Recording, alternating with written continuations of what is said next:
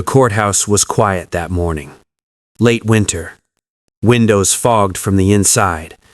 Coal heat ticking in the pipes. A stack of county probate files waited on the judge's desk, bound in twine, brown paper, edges soft from decades of handling. Routine matters, land disputes, tax claims, birth registrations. Nothing unusual. Until one ledger refused to close properly. It bulged at the spine. Too many inserts. Too many loose certificates folded inside. The cover read, Freedmen's Bureau Parish Birth Records, 1866 to 1872. The judge opened it without interest. Turned one page, then another. Names, dates, ink fading to rust. Mother listed. Child listed. But the next column, blank. He paused, looked closer. Another page, same thing. Mother, child, no father. Again, and again. 12 entries in sequence. Same woman, same cabin address, same handwriting.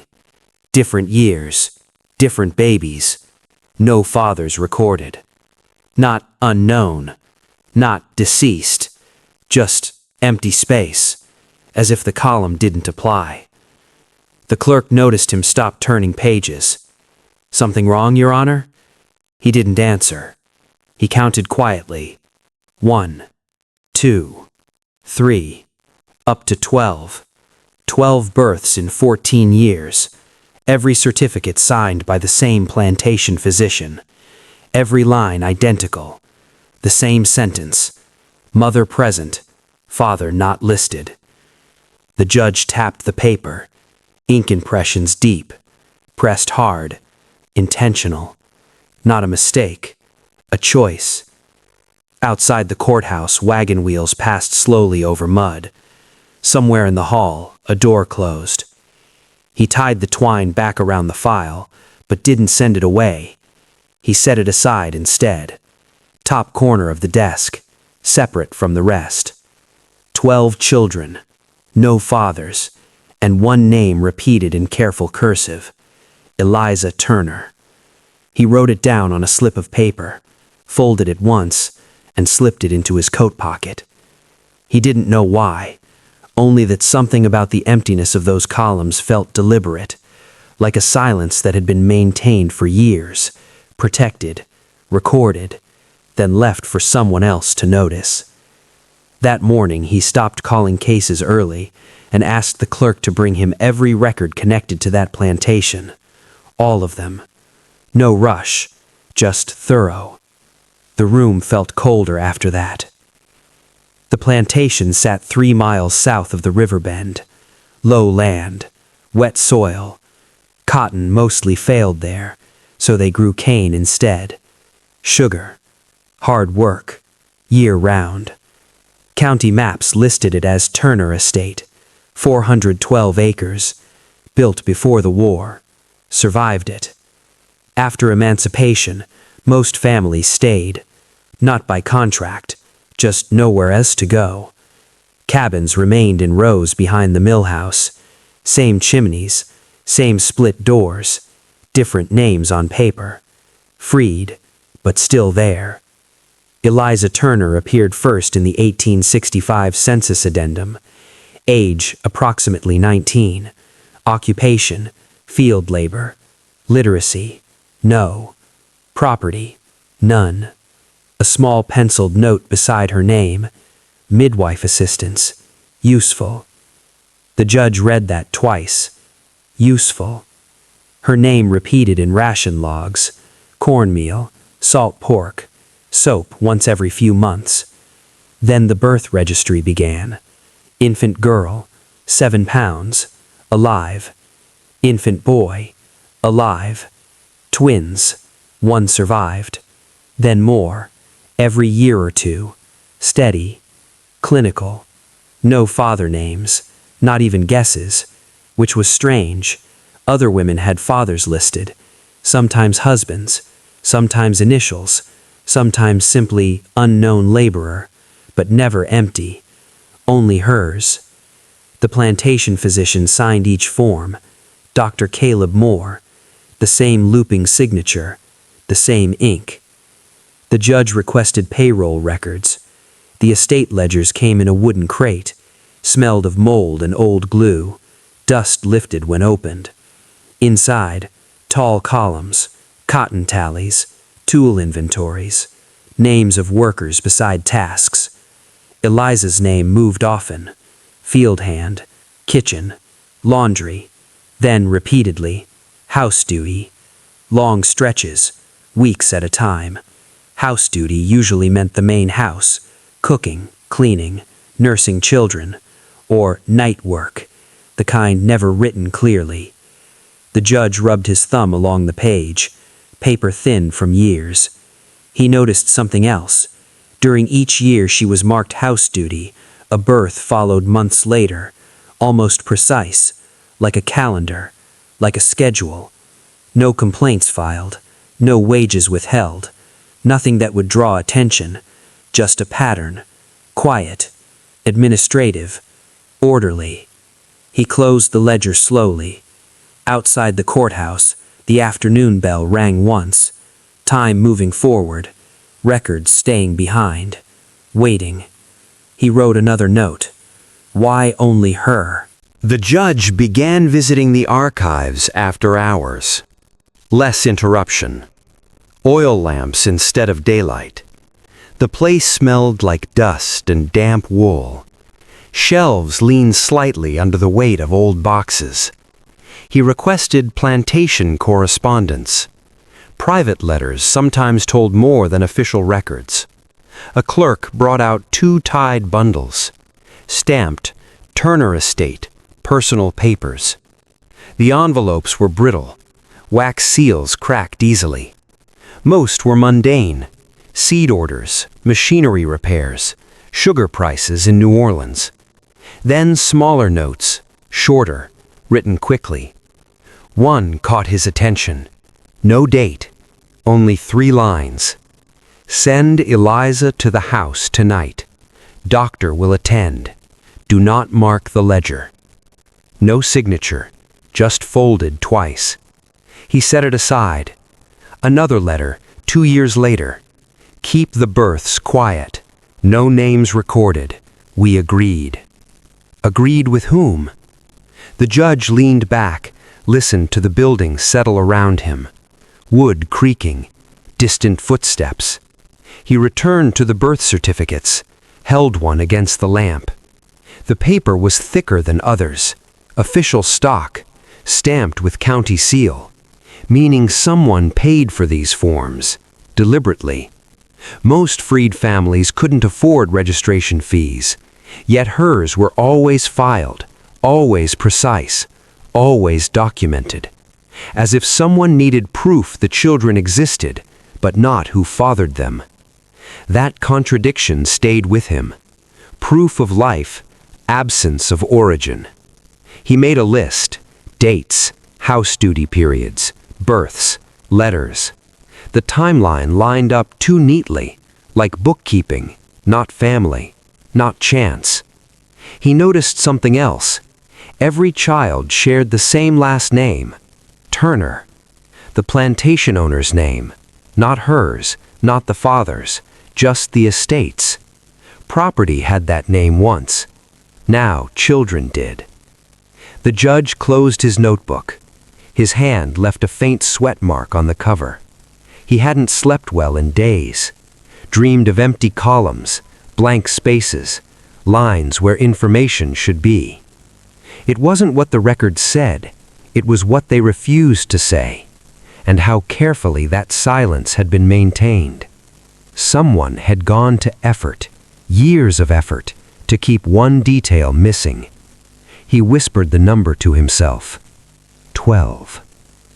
12 children, same house, same doctor, same estate. No fathers, not once. He visited the plantation in person. Early morning, mist low over the cane fields. The main house smaller than expected. Paint peeling, shutters warped. Time had reduced it. A caretaker let him inside. Floorboards soft. Air smelled of old starch and smoke. He asked about the cabins. Most were empty now. Collapsed roofs, chimneys standing alone. One cabin still intact. Third row, door hanging crooked. This was hers, the caretaker said. No hesitation, as if everyone knew. Inside, the room was narrow. Single bed frame, iron stove, one small table. Nothing personal left. Just scratches on the wall. Height marks, children growing. Dates carved with a nail. 1867, 1868, 1869. Small lines beside each. He counted 12. He knelt near the stove, something tucked under a loose board, a cloth bundle. Inside, papers, folded carefully, not official forms, handwritten notes, crude letters, practice writing, children learning. Names repeated: Samuel, Ruth, Daniel, Mercy. At the bottom of one page, Dr. Moore says we must not ask. Another, house at night again. Short sentences, childlike, but aware. He placed them in his coat. Back at the courthouse, he compared signatures. Dr. Moore's handwriting and the plantation owner's. Similar slant, similar pressure, the same ink brand used in both, supplied by the estate store. He checked tax records, payments made quietly to the doctor each year. Extra, labeled services. Amounts increased during the same months Eliza was in the house. The pattern no longer felt abstract. It felt managed, controlled. He pictured the main house at night. Lamplight, footsteps down the hall, doors closing softly. Then months later, another birth, another blank line.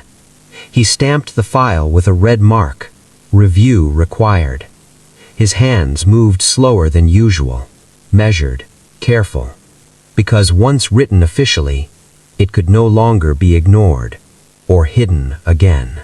The hearing lasted less than an hour. No crowd, just the judge, the clerk, 2 county officials. Stacks of papers.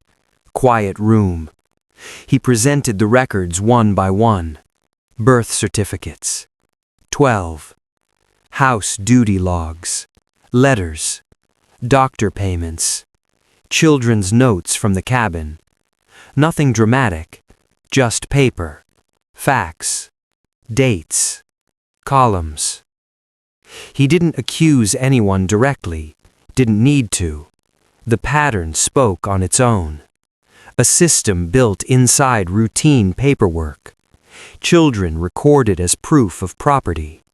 Fathers omitted to protect reputations. The estate name applied instead, like inventory. After the war, slavery had ended on paper, but the structure lingered, hidden in bookkeeping, in polite language, in empty spaces. The court ordered amendments, each child to receive a full record, legal identity, inheritance protection where applicable, the doctor's license reviewed, the estate investigated. Small steps, administrative, quiet. No headlines followed, no public scandal, just corrections in ink. But the judge kept one original certificate, the first one he saw. He stored it in his drawer.